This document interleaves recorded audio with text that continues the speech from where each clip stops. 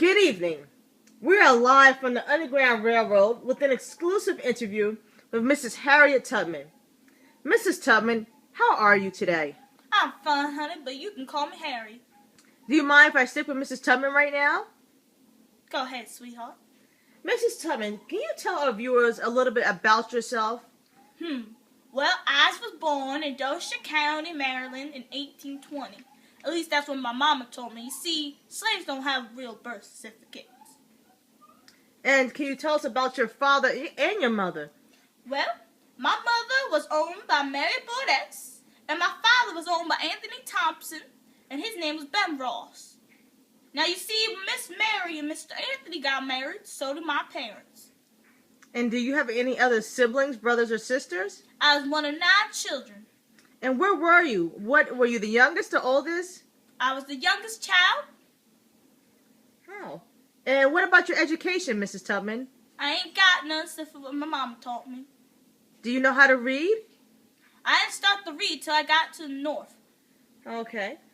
Mrs. Tubman, I noticed there's a big scar on your forehead. Can you tell me how that happened? Well, when I was a teenager, young adolescent, I was sent to the store by my master to get some dry supplies. Now, I saw a slave who had left her plantation without permission.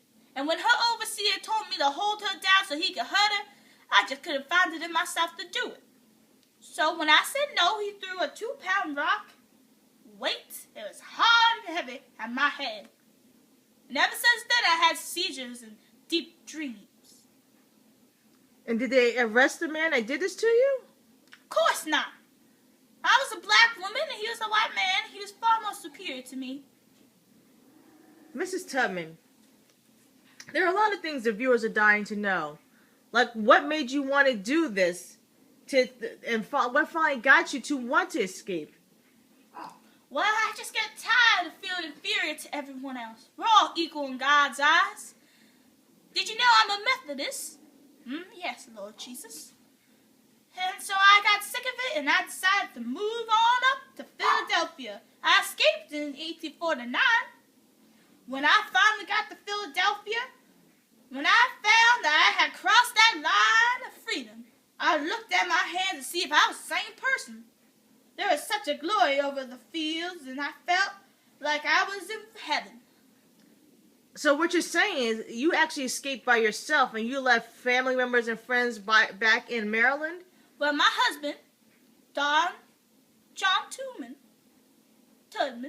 my name, I married him in 1884. But he didn't want to come with me when I came up the second time. The second time I left, I brought some of my family members and friends. Would that be your mother, father, maybe some of your siblings?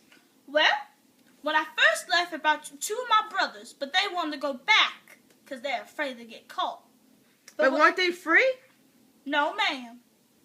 But once you get to Philadelphia, were you not free? Yes, they were free, but when we got there, they were scared for their lives that their masters would come back and get them. So they wanted to go